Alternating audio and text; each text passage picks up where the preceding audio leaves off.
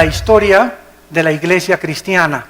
Y vamos a ver desde que se fundó la iglesia en Pentecostés hasta el siglo XXI, cuál ha sido el desarrollo de la iglesia a través de los siglos. Yo no voy a hablar solamente en contra de esta religión o en contra de aquella religión, voy a exponer simplemente lo que la historia dice acerca de la iglesia cristiana, lo que pueden encontrar ustedes en cualquier libro, en la Enciclopedia Británica, metiéndose a cualquier página del Vaticano o del protestantismo, ¿verdad? O del hinduismo, etcétera, etcétera. Pero es importante que ustedes como cristianos sepan y conozcan la historia de la iglesia cristiana. Muy bien, la iglesia cristiana, a la cual llamamos cristiana ahorita en el siglo XX, no es una religión. Vamos a partir de esta base. El cristianismo no es una religión. Religiones son el hinduismo, el budismo, el catolicismo romano, etcétera, etcétera. El cristianismo no es una religión, es una relación personal, viva y dinámica con un hombre. Tú puedes ser católico y no ser cristiano. Puedes ser protestante y no ser cristiano. Puedes ser mormón y no ser cristiano. Puedes ser testigo de Jehová y no ser cristiano. ¿Por qué? Porque la religión no te da el cristianismo, te lo da la persona de Jesús viviendo en tu vida. Entonces, el que tiene al Hijo, 1 Juan capítulo 5, tiene la vida. Pero si tú tienes una simple religión y no tienes a Jesucristo, ni tienes una relación con Él a través de la Biblia, tu cristianismo es una mera religión que te persinas, sacas tu estampita de Tadeo, te echas tu agua bendita y te vas a tu casa y de lunes a sábado eres el anticristo. Entonces, el cristianismo es una persona que ha reconocido sus pecados delante de Dios, que reconoce que Cristo en una cruz pagó por ellos, que nunca hubiéramos podido pagar nosotros por nuestros pecados, que le invitamos a nuestra vida y de ahí en adelante comenzamos a caminar y a seguirlo todos los días a través de la Biblia. Jesús dijo, escudriñen las Escrituras porque ellas dan testimonio de mí. Cualquier persona que me diga que es cristiana y no lee la Biblia, no la medita, ni la estudie, su cristianismo es religioso. Pero no eres un hijo de Dios ni una hija de Dios. La iglesia cristiana tuvo sus raíces en el judaísmo. El Señor Jesucristo fue judío. Los primeros apóstoles fueron judíos. Las primeras iglesias fueron judías. Así como también en el antiguo pacto, lo que usaron los apóstoles, los que escribieron el Nuevo Testamento, todos ellos fueron instruidos en el Antiguo Testamento o en la Torá. Así que tenemos que las raíces del cristianismo se encuentran en el judaísmo. En Hechos capítulo 2 encontramos el primer retrato en la Biblia de lo que es una iglesia cristiana, actitudes que debemos de mantener nosotros también y conservar. Dice Hechos 2:42, y perseveraban en la doctrina de los apóstoles. O sea, los primeros cristianos del siglo I eran discípulos, no eran del domingo nada más, sino que entre semana tomaban estudios con los apóstoles, venían al diplomado, tomaban estudios entre semana, no eran personas de domingo nada más. Los cristianos de domingo nada más son los religiosos, pero no los cristianos. Los cristianos no se conforman con una palabra de Dios el domingo, anhelan, aman, tienen un hambre por la verdad, tienen una pasión que Dios ha encendido en sus corazones como un fuego inextinguible por conocer a Dios. Y si tú no tienes ese fuego que arde dentro de tu vida por conocer a Dios y conocer la verdad, estás muy lejos de llamarte cristiano. Dice la Biblia a continuación que también en la comunión unos con otros, se juntaban unos con otros, comían unos con otros, cenaban unos con otros. Si tú eres cristiano, tus mejores amigos son cristianos. Si tú eres cristiano y tus mejores amigos no son cristianos, no eres cristiano. No significa que no les vas a hablar, pero el cristiano comienza a buscar amistades cristianas que te ayuden a crecer, te identificas con ellos, porque qué comunión hay entre la luz y las tinieblas.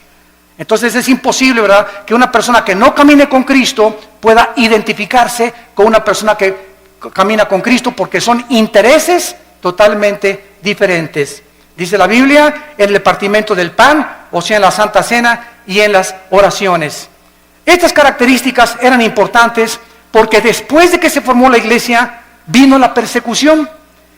El mundo dio a Cristo, el mundo crucificó a Cristo, el mundo también tendría que perseguir a los que siguieran a Cristo. Y no ha cambiado las cosas desde hace 20 siglos. Dice la Biblia en el capítulo 7 de los Hechos, versículo 54 al 60. Oyendo estas cosas, se enfurecían en sus corazones y crujían los dientes contra él. Pero Esteban, lleno del Espíritu Santo, puesto los ojos en el cielo, vio la gloria de Dios y a Jesús que estaba a la diestra de Dios, y dijo: he aquí veo los cielos abiertos y al Hijo del Hombre que está a la diestra de Dios. Entonces ellos, o sea, los religiosos, dando grandes voces, se taparon los oídos y arremetieron con él. Versículo 59, y apedreaban a Esteban mientras él invocaba y decía: Señor Jesús, recibe mi espíritu. Y puesto de rodillas clamó a voz: no les tomes en cuenta este pecado, Señor. Y habiendo dicho esto, durmió. Porque de acuerdo a la Biblia, los cristianos no morimos en el sentido de que nuestra existencia cesa. Cuando un cristiano se muere, pasa a otra dimensión. Pasamos a otro plano de descanso eterno de nuestra alma. No dejamos de existir porque somos eternos, porque tenemos al Espíritu de Dios viviendo dentro de nuestra vida. La persecución arreció contra los cristianos. Primero vinieron las advertencias, les prohibimos que prohíban este evangelio. Después los torturaron, comenzaron los azotes y después la muerte. El primer mártir, lo acabamos de leer, se llamó Esteban. La persecución oficial contra la iglesia cristiana comenzó en el año 64 después de Cristo por el emperador romano Nerón. Duró 6 días y 7 noches. Nerón asesinó a 2 millones de cristianos. Ellos fueron quemados en los parques públicos, los echaban a perros rabiosos, los metían a un coliseo donde abrían la puerta a los leones, a los tigres, a las hienas, a perros rabiosos, para que ahí se los comieran y los deshicieran. Y desde ahí en el coliseo romano los cristianos, cuando Nerón estaba desde su trono mirando todo, les gritaba: ¿por qué ustedes no me reconocen que yo soy Dios? Y decían los cristianos: solo hay un Dios, el Dios y Padre de nuestro Señor Jesucristo. Y los cristianos del siglo I veían cómo venía el león y le arrancaba a su hijo de 5 años la cabeza enfrente de ellos. ¿Qué harías tú? Y venía el tigre y despedazaba a tu esposa. Y después venían contra ti las fieras. ¿Saben una cosa? Estaban tan llenos del Espíritu Santo que ellos sabían: ok, llegue y le arranca el león la cabeza a mi hijo. ¿Cuánto va a sufrir mi hijo? 30 segundos máximo. ¿Cuánto sufrimos cuando llega el león y nos clava aquí sus dientes en la yugular y comenzamos a desangrarnos? 45 segundos. Pero después de 30, 45 segundos, Cristo estaría esperándolos en la gloria. Cristo estaba esperándolos. La resurrección de Cristo, el hecho de que supieran que Cristo había resucitado de los muertos, fue lo que les impulsó y lo que les llenó de ánimo y de valor para enfrentarse a la muerte. Y dice en Apocalipsis 12 que le hemos vencido porque menospreciamos nuestras vidas hasta la muerte. Para el cristiano el morir es Cristo y el morir es ganancia. Podemos vivir para Cristo, pero cuando morimos, ¿qué es lo máximo que nos puede pasar? Nos está esperando la gloria por causa de que hemos sido fieles a Dios.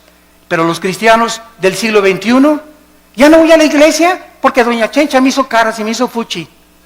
Ya no voy a la iglesia porque esta no tiene aire acondicionado. Ya no voy a la iglesia. Los cristianos del siglo XXI parece que fueron hechos de mermelada McCormick. Duermen en camas de seda, carros con aire acondicionado, casas con calefacción. Y ahora, como lo vamos a ver más adelante, ahora hasta los predicadores del siglo XX piden ya hospedarse en hoteles 5 estrellas, a que los reciban a la limusina en el aeropuerto y que les den $500 la noche. Y los cristianos del siglo I El ejemplo que nos dejaron Pablo en caballo, en azotes, en persecuciones, en trampas. Vean la Biblia, estos eran los cristianos que marcaron y pavimentaron el camino para la iglesia que somos nosotros. Pero nos hemos tan mal acostumbrado, estamos tan consentidos los cristianos del siglo XXI que ya se nos ha olvidado que no solamente fuimos llamados a creer en Cristo, sino que fuimos llamados a sufrir por Cristo también. Dice la Biblia que después de la persecución fueron esparcidos por todos lados y el Evangelio comenzó a expandirse a Europa, a África del Norte y al Medio Oriente. Después se murieron los apóstoles y surgieron los padres de la iglesia, que se llamó los padres apostólicos, en el siglo II y III después de Cristo. Se caracterizaron por comenzar a ser discípulos. Los apologistas defendieron la fe, los polemistas defendieron las herejías y los teólogos estudiaban la teología para acabar con las herejías que estaban entrando al cristianismo. Ahorita en el cristianismo, en el siglo XXI, yo que estoy viajando por todo el mundo ahora, me doy cuenta la condición tan patética, tan lastimera y tan triste en la que viven la mayoría de los cristianos. Se comen todo, lo creen todo, hemos llegado a abandonar la Biblia. Si un predicador es famoso le creen, pero ya no estudian la Biblia y ya no hay defensores de la fe, ni personas que tengan el celo de Dios de poder defender la palabra con su propia vida. Vino entonces después la famosa conversión en el año 337 después de Cristo de un emperador que se llamó Constantino. Escuchen, pasaron 3 siglos y no había papas. Pasaron 350 años sin tal cosa como que Pedro fue el primer papa. Si Pedro fue el primer papa, por favor, Virgen de los Remedios, ¿quién fue el segundo papa? ¿Quién fue el tercer papa? Pasaron 350 años sin que hubiera tal papado. El emperador Constantino nombró al obispo de Alejandría y de Constantinopla pontífice. La palabra pontífex en el latín significa constructor de puentes, porque el pontífice comenzó a enseñar que él era el puente entre Dios y los hombres, no Jesucristo, sino ese hombre a quien el emperador romano lo nombró. Y después lo nombró vicario de Cristo, vicarius Dei Filii en latín, que significa representante de Cristo en la tierra. Bueno, el emperador romano, Constantino, iba el 27 de octubre del año 330 más o menos a Milvain en una batalla, y en el cielo vio una cruz. Él dice que vio una cruz que le dijo, signos vincitoris crucifix, bajo este signo vencerás. Constantino cesa la persecución del Imperio Romano contra los cristianos, ya no los persiguen a los cristianos, y él absorbe el cristianismo constantino como la religión oficial del Imperio Romano. Y desde Constantino a nuestros días, los cristianos son por herencia y por tradición y no porque han nacido de nuevo. Mi mamá fue católica, yo soy católico. Mi papá es budista, yo soy budista. Y así los padres heredan la religión sin que los hijos se hayan convertido a Cristo verdaderamente. Quiero decirles que Teodosio en el año 395 hizo oficial el decreto y ahora los cristianos, todos absolutamente, por ser hijos de padres cristianos, eran cristianos también. Vinieron después, en el siglo IX y X, en el año 1095, las cruzadas. El Vaticano, para recobrar la Tierra Santa de los musulmanes, ordenó 7 cruzadas en total. El papado apareció por primera vez hasta el siglo VI. 600 años pasaron sin que hubiera un jefe representante de todos los cristianos en el mundo. Alcanzó su cenit el papado en el siglo XIII y desde entonces hasta el siglo XVIII ha comenzado a menguar la influencia de Roma sobre el pueblo.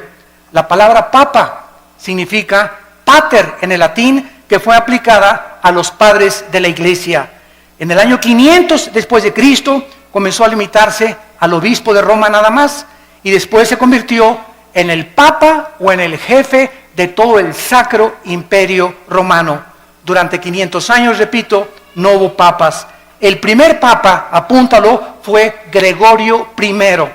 El primer papa funcionando desde el Vaticano en el año 590 después de Cristo fue Gregorio I.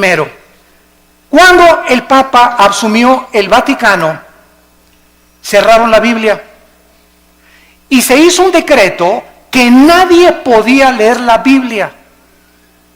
Le pusieron un candado a las escrituras más que con el permiso del Vaticano. Muy bien, cerraron la Biblia y entonces los hombres comenzaron a introducir al cristianismo más de 30 herejías. Permítanme leerles algunas de ellas. En el año 375 después de Cristo comienzan a decir el obispo que a los santos son intercesores de nosotros. En el año 450 se establece el celibato sacerdotal, que un hombre para servir a Dios no necesita estar casado, necesita estar soltero para servir a Dios. De ahí viene el grande problema de la pederastia, que últimamente han culpado a millones de personas y de obispos y cardenales que han protegido a muchos curas que violan a los niños menores de edad. ¿Por qué? Porque los pobres sacerdotes, ¿verdad?, les prohíben casarse y ahorita se calcula que el 80% de los sacerdotes en el mundo tienen una esposa. A escondidas, de luego, debajo de la cama la tienen ahí guardada. Y la mayoría de ellos tienen hijos también, porque el Vaticano no ha querido entender que la Biblia, en 1 Timoteo capítulo 3, la Biblia ordena que los hombres de Dios es mejor que estén casados. Entonces ese fue un invento que se lo sacaron de la manga, el celibato sacerdotal. En el año 666 viene la extrema unción, que si una persona está agonizando y se va a morir, y llega un sacerdote y le ponen el santos óleos, la persona ya no tiene por qué irse al purgatorio, porque se le da la extrema unción. Si una persona se fue un pecador, borracho, parrandero y jugador, pero antes de morir le echan aceite, el sacerdote se salva del infierno. En el año 850 establecieron el agua bendita, que cualquiera que metiera la mano a la pilita y se hiciera el signo de la cruz, ya lo protegían los ángeles. En el año 1190 se comienza a vender la salvación, que el que diera más dinero al Vaticano se le daban 15,000 años de indulgencias en el purgatorio. En el año 1215 después de Cristo, se introduce la transubstanciación, que el sacerdote tiene el poder mágico de tomar una hostia y convertir la hostia en el cuerpo y la sangre de Jesucristo, y que cuando la persona toma la hostia está recibiendo a Jesucristo. Se lo recibe el domingo, se le sale de lunes a sábado y se le vuelve a meter el domingo. Digo, es que si seguimos una línea de lógica elemental es absurdo, pero ¿cómo es que millones de personas lo han creído? ¿Cómo es posible esto? Es que Cristo estableció la Santa Cena, claro, pero Él no dijo que al recibirlo, lo recibíamos a Él. Él dijo, esto representa mi cuerpo que es partido, hacelo en memoria de mí. Nunca dijo que teníamos que recibirlo a través de eso. Bueno, esta transubstanciación va en contra de todo el libro en el Nuevo Testamento de los Hebreos, donde la Biblia dice que los sacrificios y todas las cosas fueron suspendidas y que en una sola ofrenda, Cristo, al morir en la cruz, Él ha pagado por todos nuestros pecados. Después la iglesia introduce la misa con la transubstanciación.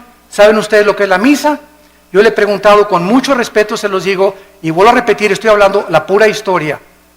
La misa, el 95% de los católicos no sabe qué es la misa. Todos dicen que es la Eucaristía o que es la hostia. De acuerdo al Segundo Concilio de Trento, apúntalo, el Segundo Concilio de Trento estableció la misa es la repetición del sacrificio de Cristo por los vivos y por los muertos. Cuando el padre entra al altar, levanta la hostia, y yo me acuerdo cuando yo fui acólito, me acuerdo todavía del latín, el padre dice, me introduzco al altar de adeum qualifica juventudes meam, quera mis pea, quera mi idea, quera mi repulistis. Me introduzco al altar de Dios a ofrecer el sacrificio por los vivos y los muertos. En otras palabras, lo que Cristo hizo en la cruz, se lo brincan. y están matando a Cristo, volviendo a repetir el sacrificio de Cristo por los vivos y por los muertos. Esto es lo que es la misa. Por eso a los cristianos se nos prohíbe en Efesios 5, en 2 Corintios capítulo 6, que no hay comunión entre la luz y las tinieblas. No podemos los cristianos participar de un rito donde están ofendiendo lo que hizo Cristo en la cruz del Calvario. En el año 1303 se declara la peor de las herejías, que fuera de Roma no hay salvación. Que es la iglesia la que salva, no Cristo. La iglesia romana es la única que puede salvar. 1546 se agregan a la Biblia los libros apócrifos, que son más de 11 libros que no fueron aceptados como el canon de los padres apostólicos. En 1860 se declara la infalibilidad papal. ¿Qué significa? Que el Papa no puede cometer errores al hablar ni al dar una encíclica. Lo que el Papa dice es Dios hablando. En 1860 se decretó que la misa, fíjense ustedes, que el Papa es infalible, que no puede equivocarse. Muy bien, pasan aproximadamente como un siglo, 1960 y 61, y el Papa Juan XXIII, un Papa gordito, a mí me caía muy bien porque era muy honesto. El Papa Juan XXIII, por primera vez desde el año 350 después de Cristo, por primera vez en la historia, el Papa Juan XXIII, en 1961, abre la Biblia. Y comienza a leer y comienza a decir, ah caray, ah Chihuahua, cuánto apache. Dios mío, pero ¿qué es esto? Dios mío, pero ¿qué es esto? Dios mío, pero este libro lo hemos abandonado. Y entonces el Papa Juan XXIII manda quitar la misa en latín. Y ya no se da en latín la misa. Ustedes que son de los 50 o que eran niños en aquella época se acordarán que entrábamos a la misa y era en latín. Ahora es en cualquier lado. El Papa Juan XXIII manda quitar las imágenes de las iglesias. Porque él se da cuenta que los santos no merecen nuestra adoración. ¿Cómo nos vamos a hincar delante de una estatua? Y manda quitar las estatuas de todas las iglesias. Hay muchas que los siguen todavía llevando porque son iglesias muy radicales. Pero el 80% de las iglesias católicas en el mundo ya no tienen imágenes más que de María de vez en cuando. El Papa se declara infalible. En 1634 se promulga que solo el Papa puede decir quién es santo y quién no es santo en la famosa canonización. Que si una persona se muere, el Vaticano investiga si esa persona nunca rompió un plato. O si esa persona hizo un milagro, para que se le pueda decir que es santo. Si tú lees el Nuevo Testamento, y les digo a todos mis hermanos católicos en el mundo que nos escuchan, que son verdaderamente cristianos, todas las epístolas a los Corintios, a los Efesios, a Filipenses, a Colosenses, a Tesalonicenses, comienza Pablo a los santos de Corinto, a los santos de Filipo, a los santos de Efeso. La Biblia nos declara santos en vida, no después de muertos. ¿Por qué? Porque la palabra santo no significa que seamos buenos. La palabra agios en el griego, que se tradujo santo, significa apartados para el servicio de Dios. De buenos no tenemos nada más que a Jesús dentro de nosotros, porque somos un nido dentro de maldad. Y por eso no podemos confiar en la maldad tan grande que tenemos dentro todos nosotros. Lo único bueno que existe en nosotros es la vida de Jesús. Por eso el Espíritu Santo quiere que dejemos vivir a Cristo y morir nosotros a la carne y crucificar nuestras pasiones y deseos para que la vida de Jesús se pueda manifestar a través de nuestra carne mortal. Esa es la vida cristiana, dejar vivir a Jesús mi vida. No ya yo, sino Cristo vive en mí. Y lo que vivo ahora en la carne, lo vivo en la fe por el Hijo de Dios. En el año 2000, que nos toca a todos nosotros, el Papa Juan Pablo II declara a María corredentora junto a Cristo de nuestra salvación. No solamente Cristo murió por nuestros pecados, María también. Los cristianos, déjenme decirles, respetamos a la Virgen María, más que cualquier católico. Los católicos le han dicho de los remedios de los Lagos, de Zapopan, de la Macarena, de los Remedios, y le han puesto nombres de Guadalupe, y la Virgen no se llama Lupita, ni se llama de Zapopan, la Virgen se llama María. Y nosotros la respetamos como la madre de Jesús y como una mujer increíblemente humilde.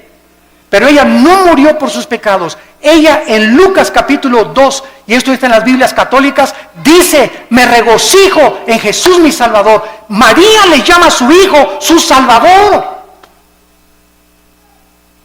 ¿Cómo es posible que podamos creer que ella también está pagando por lo? Ella no fue crucificada.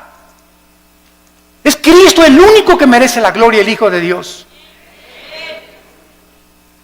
Ante estas barbaridades y estas herejías, que la mayor parte de las personas están ciegas, solamente cuando se nos caen las vendas y leemos la Biblia, nos damos cuenta que tenemos que escoger a quién le hacemos caso, a la Biblia o a los hombres, a los que nos enseñaron estas barbaridades sin tener apoyo en la Biblia, o le hacemos caso a la palabra de Dios. En Gálatas 1, del 6 al 8, dice la Biblia que si alguien anuncia otro evangelio, o si alguien predica otra verdad que la que no está en la Biblia, queda bajo maldición. En 1 Timoteo capítulo 6, del 3 al 5, dice: si alguno enseña otra cosa y no se resume solamente y conforma a las palabras sanas de Jesucristo, nada sabe, está envanecido, delira acerca de cuestiones, contiendas donde nacen envidias, pleitos, disputas de hombres necios, pervertidos, que han desechado la verdad de Jesucristo. La Biblia es la única guía, la única lámpara, la única luz que nosotros podemos tener. Sea la Biblia veraz, sean los hombres mentirosos. Después de esto vino la famosa Inquisición, que fue el colmo de Roma. Las matanzas y masacres contra todos los que se decían cristianos, los que no se sujetaban a Roma y al Vaticano, los que leían sin permiso la Biblia, como a miles de judíos y enemigos en 1198 después de Cristo. En el año 1198 después de Cristo, el Papa Inocencio III, apúntalo, Inocencio III ordena asesinar y exterminar a todos los que no le obedecían a él y no a la Biblia. Se confiscaban los bienes de las personas, los bienes materiales de las víctimas, los cuales pasaron a ser propiedad del Vaticano. Francia, España, Italia y Alemania y los Países Bajos sufrieron los errores en el nombre de Dios. Se comenzó a matar a la gente en el nombre de Dios. La religión, no el cristianismo. Por eso comenzamos poniendo las bases. El hecho que lo hayan hecho en el nombre de Dios no era el Dios de la Biblia, era el Dios que ellos han inventado. Solo en los años 1540 a 1570, el Vaticano asesinó a más de 1 millón de personas, más de 1 millón de personas en el nombre de Cristo. El Vaticano usó la Inquisición para mantener su poder. Y en el siglo XVIII, el Vaticano era el estado más millonario y rico de toda Europa. Ningún rey en Europa podía hacer nada, ni casarse con ninguna persona sin permiso de Roma. Se convirtieron en dictadores totales de Roma. En este tiempo se levantaron 4 hombres de Dios. Petrarca, en el siglo XII y en el siglo III, caudillo del Renacimiento italiano. Petrarca se paró enfrente del Vaticano y les gritó: cueva de ladrones, cueva del infierno. Lo crucificaron. Juan Wycliffe, profesor de la Universidad de Oxford, Inglaterra, predicó contra la tiranía espiritual del clero, se opuso a los papas, a los cardenales, a los monjes y defendió el derecho de que el pueblo podía leer la Biblia. Lo asesinaron. Juan Hus, rector de la Universidad de Praga, discípulo de Wycliffe, predicador intrépido, ataca los vicios del clero y el estado corrompido del Vaticano, condenó la venta de la salvación, de las indulgencias, rechazó la enseñanza del purgatorio que no está en la Biblia, fue quemado vivo, y los que seguían a Hus los condenaron a muerte en la hoguera por órdenes del Vaticano. Giacomo Savonarola, originario de Florencia, Italia, denunciaba como un profeta hebreo el sensualismo, los vicios y los pecados del Vaticano, porque a los 12 años de edad comenzaron a nombrar papas. Había papas que tenían 12 años de edad, eran niños y los hicieron papas y nombraron a más del 45% homosexuales. Jefes de la iglesia y representantes de Dios en el mundo. Giacomo Savonarola quiso acercarse al Papa Alejandro VI, apúntalo, el Papa Alejandro VI le dice a Giacomo Savonarola: te ofrezco hacerte cardenal si te callas la boca. Él dijo: no me callo. Lo ahorcaron y lo quemaron en la Plaza Mayor de Florencia, 19 años antes que Martín Lutero publicara sus 95 tesis en la Catedral de Wittenberg, Alemania. Y así llegamos al año 1546-50, cuando un monje llamado Martín Lutero vivía en Alemania y quería ser monje, un hombre sincero. Y pasó por Alemania un hombre llamado Juan Tetzel. Y Lutero oyó desde el convento donde él estaba recluido que este hombre que envió el Vaticano traía una caja y pasó por todas las calles de Berlín y por todas las calles de Alemania anunciando: en el momento que ustedes pongan un chelín en la bolsa que traigo aquí en esta cajita, el Vaticano les va a quitar 5,000 años de purgatorio. Cuando Lutero oyó que el Vaticano estaba vendiendo la salvación, se horrorizó. Y entonces, de alguna manera, una Biblia llegó a sus manos y leyó en Romanos 1:17: el justo por la fe vivirá. No por las obras ni por lo que demos a la iglesia, sino por lo que Cristo hizo en la cruz. Entonces, él se levantó totalmente del monasterio, se salió y fue a la catedral de Wittenberg y escribió Lutero las 95 tesis que decían: esto dice la Biblia, esto dice el Vaticano. Lo clavó en la catedral de Wittenberg en Alemania, pues se armó la revolución.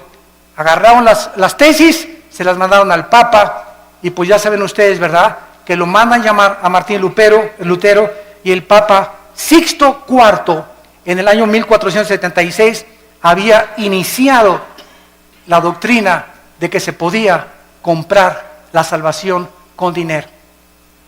¿Se parece a la iglesia del siglo XXI? Al ratito llegamos para allá. La venta de estas indulgencias era un permiso para pecar. O sea, tú puedes ser adúltero, tú puedes fornicar antes de casarte, pero si das dinero, se te perdonan los pecados. En 1517, Juan Tetzel comenzó a perdonar a todo el mundo, y en el 31 de octubre de 1517, Martín Lutero clava las 95 tesis en Alemania. El Papa León X excomulga a Lutero, porque Roma podía mandar al infierno a los que ellos querían. Se llama la excomunión. Y le dijo a Lutero: te damos un mes, Lutero, para que te retractes de lo que acabas de decir. Lutero quemó públicamente la bula papal del Papa, y entonces Carlos V, emperador del Sacro Imperio Romano, Alemania, Austria, España y Países Bajos, invitaron a Lutero para que se presentara y se negara de lo que él había dicho. Lutero llegó y estaban como 100 cardenales del lado derecho, como 100 cardenales del lado izquierdo, y el Papa sentado en su trono. Y le dijo el Papa, enfrente de todos el juicio que le hicieron: Martín Lutero, niegas lo que tú escribiste. Y Lutero llegó con la Biblia. Y Lutero dijo: aquí están las Sagradas Escrituras. Si cualquiera de ustedes que están aquí me demuestran con la Biblia que yo estoy equivocado, me arrepiento y niego lo que yo escribí. Nadie se pudo levantar para debatir a Lutero, porque nadie había leído la Biblia en 500 años. Todo era lo que los hombres habían inventado. Lo declararon muerto a Lutero, lo sentenciaron a muerte el Vaticano, y entonces los amigos o los príncipes alemanes le escondieron y le protegieron. En 1529 el Vaticano prohíbe las enseñanzas luteranas y les llama a los que seguían a Lutero protestantes. Por primera vez, por protestar contra lo que el Vaticano enseñaba. En el año 1559, había más de 400,000 protestantes y les cambiaron el nombre a hugonotes. El Papa Paulo III ordena el exterminio y funda un grupo llamado los jesuitas. Los jesuitas, dirigidos por un hombre soldado llamado capitán del ejército Ignacio de Loyola, para que él tuviera la autoridad del Vaticano con el ejército de los jesuitas de matar a todos los que leyeran la Biblia. Ir de casa en casa, y el que tuviera una Biblia, los jesuitas lo asesinaban y le quitaban la vida. Catalina de Médicis, madre del rey, ordenó matar el 24 de agosto de 1572 a más de 700,000 cristianos en un solo día. En memoria de la matanza, mandó el Vaticano a acuñar una moneda que se llamó la moneda de Médicis, para celebrar que habían matado a 700,000 cristianos. Bueno, en 1607 viene toda la persecución en Europa. ¿Y qué hacen los cristianos en Europa? Se van a Inglaterra, huyendo del Vaticano, y agarran barcos, y entonces los cristianos comienzan a navegar y llegan a Estados Unidos. En el año 1607 llegaron los puritanos al estado de Virginia. En 1639 llegaron los bautistas al estado de Virginia, en Rhode Island, bajo el liderazgo de Roger Williams. En 1681 llegaron los cuáqueros al estado de Pensilvania. Y todos estos grupos que llegaron a Estados Unidos llegaron a América con la Biblia. Todos venían con la Biblia. ¿Se acuerdan la televisión, la serie que había que se llamaba Los Pioneros? Estados Unidos es la primera nación en el mundo, en la historia, la primera nación fundada en este libro. La Constitución la hicieron basada en la Biblia, a las monedas les pusieron In God We Trust, en Dios confiamos, y todo comenzó a crecer con la palabra de Dios. Después vinieron las misiones, y tenemos las vidas como David Livingstone, Hudson Taylor, que se fueron a la China, evangelizaron a los chinos, a Guillermo Carey a la India, Morrison, Moffat, todos estos hombres que dejaron el confort de sus vidas y se fueron a predicar el evangelio al mundo entero. Y entonces llegamos al siglo XIX, o el siglo, finales del siglo XIX, principio del siglo XX, cuando comienza la apostasía de las iglesias protestantes o cristianas, como les llamamos ahora, evangélicas. A mediados del siglo XIX, escúcheme con cuidado, todas las principales universidades norteamericanas, escuchen, Harvard, Princeton y Yale, fueron fundadas por pastores. Las más grandes universidades del mundo ahorita, Princeton, Yale y Harvard, fueron fundadas por pastores con principios de la Biblia. Pero ¿qué sucedió? Que comenzaron a mandar a los estudiantes a Europa. Y en Europa en el siglo XX comenzó el racionalismo francés y el ateísmo alemán, donde Jacques Rousseau y todos los grandes ateos del siglo XX comenzaron a atacar la Biblia, y los cristianos que venían de Europa, estudiantes que llegaron a enseñar en los seminarios teológicos norteamericanos, comenzaron a introducir todas las herejías del racionalismo filosófico europeo, y comenzó a leudarse poco a poco las iglesias protestantes o las iglesias evangélicas. Quiero nombrarles a ustedes las 8 verdades fundamentales del cristianismo, los 8 pilares sobre los cuales debe estar edificada una iglesia o una persona que es cristiana. Número 1, la inspiración de la Biblia como la única regla de fe y conducta. Solo la Biblia es nuestra regla de fe y conducta, no la Biblia más los sacramentos, la Biblia más la perla de gran precio, como los mormones, la Biblia más doctrinas y convenios de los mormones, la Biblia más las enseñanzas de la atalaya como los testigos de Jehová. Todas las sectas se caracterizan por la Biblia más otra cosa. El cristiano es solo la Escritura, solo la Biblia, solo la fe. En segundo lugar, el nacimiento virginal de Cristo. Cristo nació virginalmente mediante una virgen llamada María. Número 3, la deidad de Cristo. Cristo tenía dos naturalezas, la naturaleza humana, que fue la que murió en la cruz, y tenía la naturaleza divina. Jesús dijo, el que me ha visto a mí, ha visto al Padre. Número 4, la doctrina de la Trinidad. El Padre, el Hijo y el Espíritu Santo son la misma esencia, manifestado en tres diferentes personas. Número 5, la resurrección de Jesucristo corporal. Los testigos de Jehová enseñan que resucitó en gases. Nosotros decimos, la Biblia dice que resucitó físicamente. Número 6, la salvación por gracia, sin las obras de la ley. Ahora hay una doctrina en el cristianismo que se llama que se puede perder la salvación. Cuando una persona me dice, ahora que estuvimos mi hermano y yo en un país de Sudamérica, teníamos ahí como 500 pastores y todos me preguntaron, hermano Alducin, ¿se pierde la salvación? Y yo les dije lo siguiente, es tan fácil como esto. Roma dice, la salvación más los sacramentos igual a la salvación. O sea, es por gracia, pero también las obras te dan la salvación. Esa doctrina entró a nuestras iglesias. Y ahora los que dicen que se pierde la salvación, dicen esto, no, yo acepto que Cristo me salvó por gracia, pero me tengo que portar bien y ya no tengo que pecar para poder entrar al cielo. O sea, están agregándole méritos a la obra de Cristo. Hay 5 pasajes en el Nuevo Testamento que implican o que parecen enseñar que se pierde la salvación. Como Apocalipsis 3:5, el que no venciere será borrado del libro de la vida. A ver, hermano, aquí dice que será borrado el libro de la vida. Le digo, mira, léelo con cuidado, por eso tenemos que estudiar la Biblia.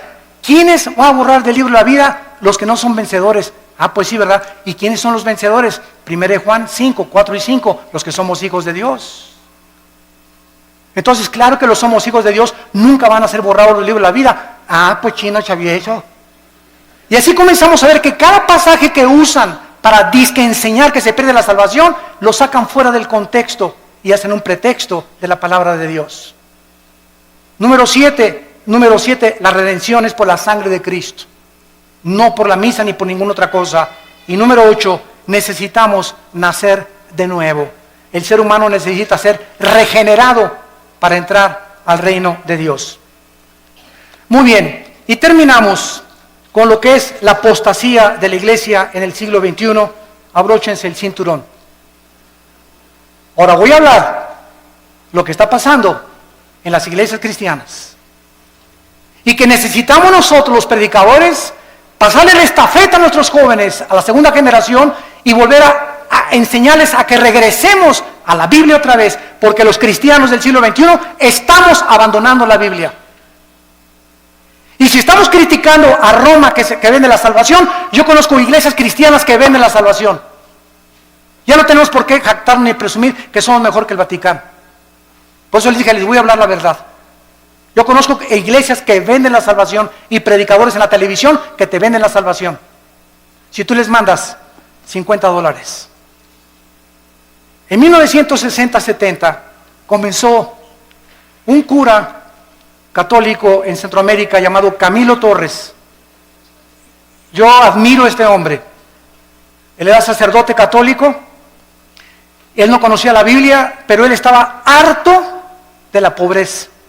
Y que él no podía cambiar con lo que Roma le decía la vida de toda la gente pobre en Centroamérica, Guatemala, Honduras, etcétera, etcétera. Entonces Camilo Torres, ¿saben lo que hizo? Agarró un AK-47 y formaron grupos armados para poder comenzar a usar el comunismo y a través de la liberación de los estados opresores dictatoriales, quitar la pobreza a la gente. Esto se llamó la teología de la liberación, que fue una mezcla de cristianismo con el comunismo. Y él era un hombre sincero, Camilo Torres. Después encontramos que pasó el tiempo Y el cristianismo se comenzó a mezclar con el misticismo de los hindúes y de las filosofías orientales. Comenzamos a darles en los 70s y en los 80s del siglo pasado, a darle más experiencia y más validez a las experiencias místicas, y se comenzó a propagar la mentira. No vamos a hablar de doctrinas, las doctrinas nos dividen. Si leemos las cartas de Timoteo, le dice Pablo a Timoteo, predica la doctrina. Y comenzaron a decir, no hablemos de doctrinas, vamos a hablar mejor del amor, porque las doctrinas nos dividen. El pueblo de Dios comenzó a enseñar que si tú no hablas en lenguas, no tienes a Cristo.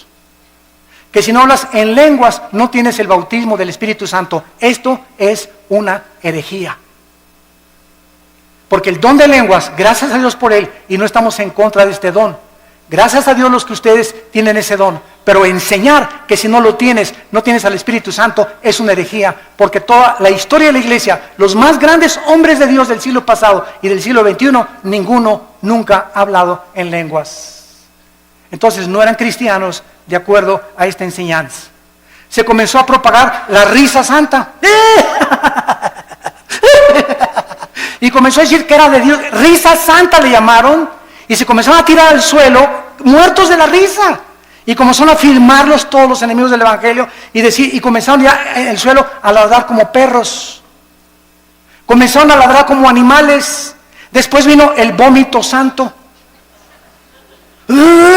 Es santo. En la iglesia, enfrente de todos, que porque lo que salía era el bautismo del Señor. Después comenzaron a mandar por la televisión trapos ungidos. Quiero decirle que si me mandan $100, este trapito se ungió con aceite de Israel. A mí qué me importa que haya sido con aceite de Metepec. El aceite del Antiguo Testamento no era el santo, representaba la unción. No había nada del aceite que fuera santo. Era el símbolo que representaba nada más. Y ahora la gente, porque este es aceite de Jerusalén, ya tiene más validez que el aceite olivo o que el aceite que hacen en cualquier otro lado. Y comenzaron a ungir trapos, pero el predicador era famoso. Y como yo soy famoso, te mando el trapito, mándame $50 y lo pones bajo tu almohada y te quita el dolor de cabeza. O te va a proteger de los demonios. O si me mandas $100, alejaré las maldiciones de tu casa. O si haces un pacto conmigo, tu hijo se va a aliviar y tu esposo va a regresar que te abandonó. Todas estas son herejías, son blasfemias de la palabra de Dios, que tenemos que combatirlas, aunque nos cueste, como lo hemos dicho antes, nuestras propias vidas, nuestros propios intereses. Yo se los digo, a mí me han prohibido tantas cosas y tantas iglesias y tantos países la entrada. Yo tengo ya mi foto en casi todos los países, como persona no grata a las iglesias carismáticas, porque tienen miedo de que hablemos la verdad, por las barbaridades en las que se han metido. También se ha comenzado a enseñar, aparte de las lenguas, la risa santa, el vómito santo, contorsiones, y comenzaron las apariciones hace 10 años, que estaba cayendo del cielo oro y piedras preciosas. Polvito santo del cielo, está cayendo oro. Hermano, míreme las manos, es diamantina, menso. Alguien se juntó contra el ventilador y puso diamantina, burro. Me está cayendo oro del cielo. ¿Quién puede imaginarse que Dios le va a encargar mandarnos oro del cielo? Dice Proverbios, busque la sabiduría más que las piedras preciosas. Increíble. Dios me parchó la muela y tengo ya un tapón de oro, hermano. A Dios te pone una muela nueva, menso. No te pone un parche ni te la tapa. Dios hace las cosas nuevas totalmente. Todas estas cosas han entrado a la iglesia y el pueblo las ha aceptado por no conocer la palabra de Dios. Y luego también en las reuniones. Y voy a iglesias y yo les digo a mis pastores, denle un zape en la cabeza atrás de esa persona. Es que estoy bajo la influencia del Espíritu Santo. Espérame tantito, de 1 Corintios 14. El espíritu del profeta está sujeto al profeta. Entonces, no hay tal cosa como que alguien pierde el control y comienza como alambre eléctrico así en la cabeza, ¿verdad? Que lo lleven al manicure. Que venga el psiquiátrico por él. Pero esa persona no tiene el Espíritu Santo y está solamente haciéndose ese panchote que está haciendo la iglesia para que la iglesia vea que el hermano tiene el Espíritu Santo. ¿Qué le interesa al Espíritu Santo que estás como alambre eléctrico? En 1 Corintios 14 dice la Biblia, hermanos, dice Pablo, les suplico que en la iglesia no hablen en lenguas. Y si alguno quiere hablar en lenguas en la iglesia, que sea 1, 2 o 3 por turno, nunca todos al mismo tiempo. Y además que uno interprete, y si no hay intérprete, cállate y habla en chino mejor. Pero llegaban a las iglesias y todos, pero todos estaban llenos del Espíritu Santo. Hermanos, un cántico nuevo. Y comenzaron todos. ¿Cuál cántico nuevo? Ni que 8 cuartos. ¿Cuál cántico nuevo? El cántico nuevo en los salmos es algo que sale de Dios, inspirado con nuestra mente de por medio. Nunca quedamos en el misticismo oriental que pierde el contacto con la realidad y me tomo un espíritu y me comienzo a hacer así, o comienzo a dar cosas que eso no son cosas de la palabra de Dios. Todo este misticismo entró a la iglesia y hemos llegado a la brujería.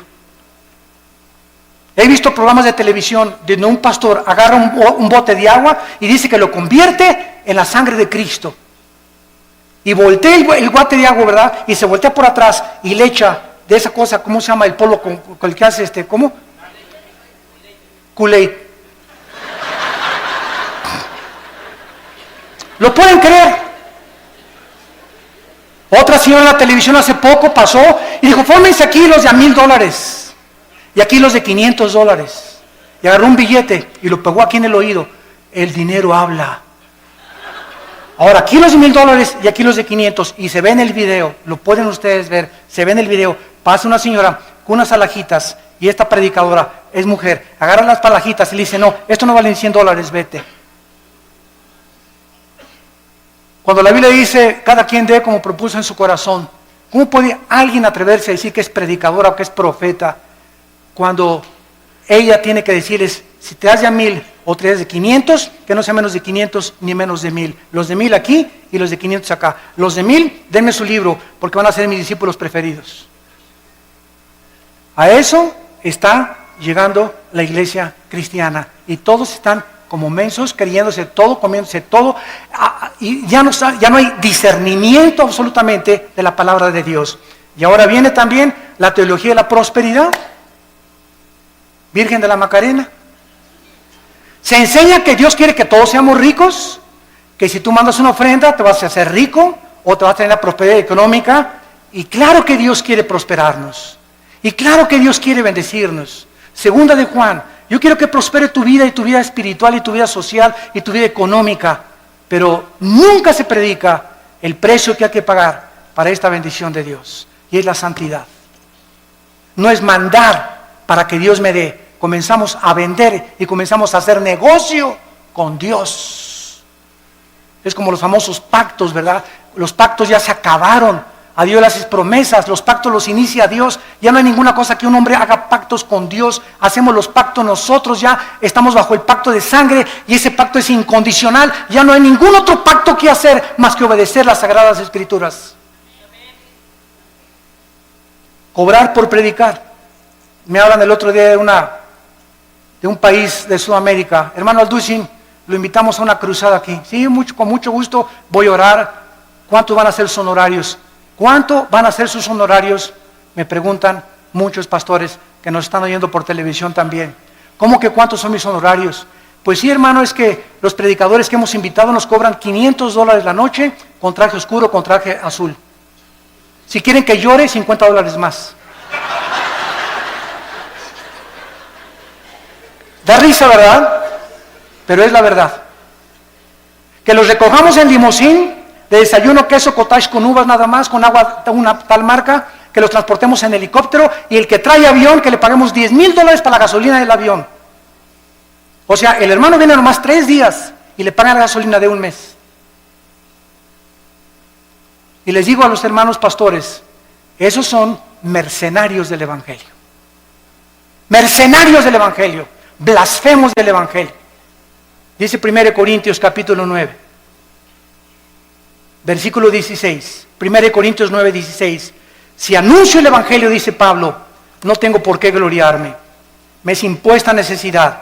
Y ay de mí si no anunciar el Evangelio, por lo cual, si lo hago de buena voluntad, recompensa tendré.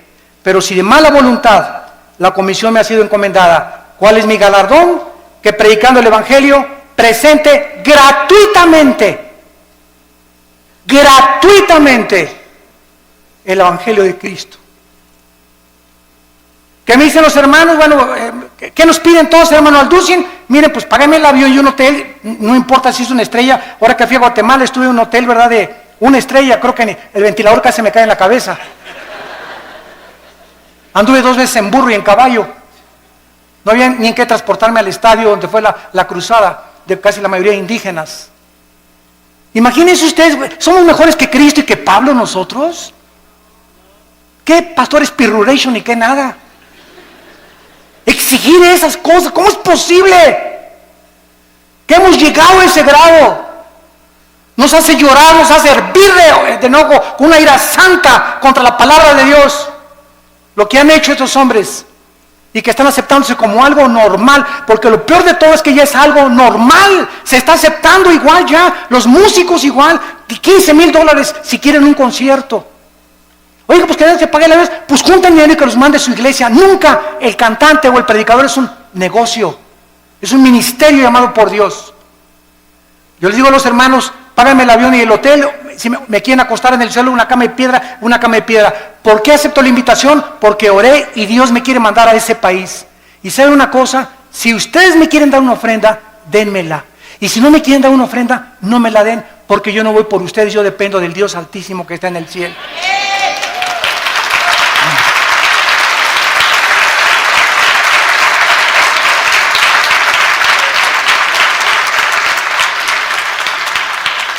Recuerdo una vez regresando de una iglesia del centro de la República Mexicana, hace muchos años, venía con mi hijo Alan que estaba chiquito, tuve 8 días predicando en una cruzada, en una ciudad, me reservo el nombre, y también los hermanos no me dieron ni para la gasolina, tenía una combi vieja en aquel tiempo.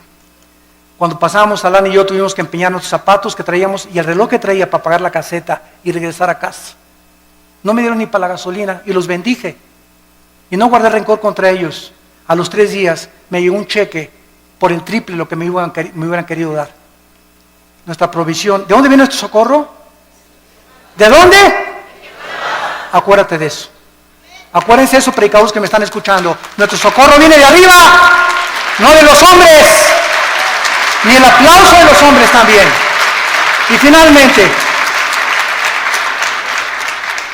Y finalmente hemos llegado ya al final del siglo XXI, donde ahora la última herejía se llama el ecumenismo. Predicadores cristianos están permitiendo que ministros católicos, budistas o de otras religiones ocupen los púlpitos cristianos. Estamos uniéndonos, dizque para que todos seamos uno, espérame tantito, podemos ser unos mediante la verdad. No, el amor sin la verdad no es amor. Es pasión y es solamente algo que brota de la carne. Es que mis hermanos católicos, mis hermanos mormones, espérame tantito, dice la Biblia que hermanos somos los que tenemos a Cristo. No le llames hermanos a cualquiera, todos somos criaturas de Dios, pero a los que le recibimos nos dio la potestad de ser hechos hijos de Dios. Así que, discúlpame, pero no eres mi hermano. Eres mi hermano si tienes a Cristo en tu vida. Y esto es lo que nos muestra la palabra de Dios. Yo soy el camino, dijo Jesucristo, yo soy la verdad y yo soy la vida. No hay ningún otro nombre dado bajo el cielo a los hombres en que podamos ser salvos. Hermanos en Cristo y los que nos ven por la televisión, es hora de regresar a la Biblia. Es hora de volver a desenterrar estas verdades escondidas que están siendo pisoteadas y aceptadas por el mundo entero.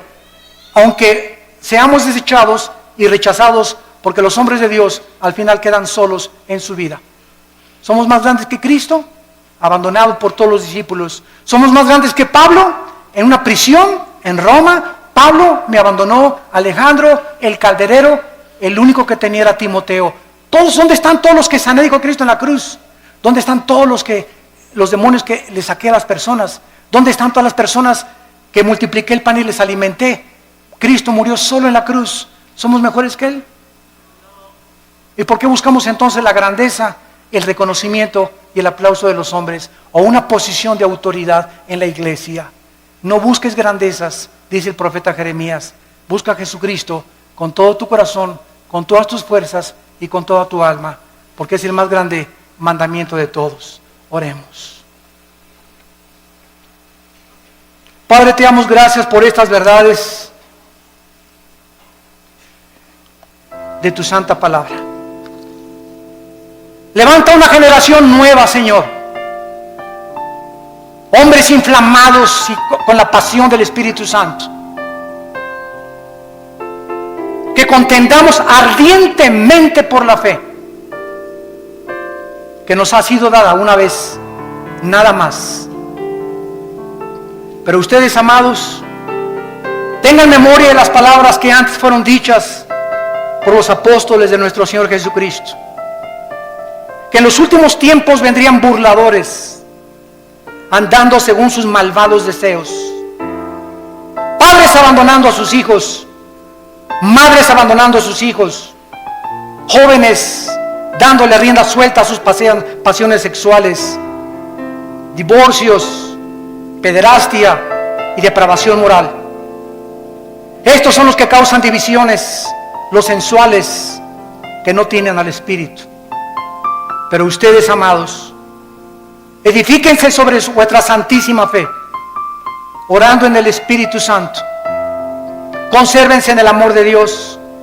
Esperemos la misericordia de nuestro Señor Jesucristo para vida eterna. Algunos que dudan, convéncenlos. A otros, sálvenlos arrebatándolos del fuego.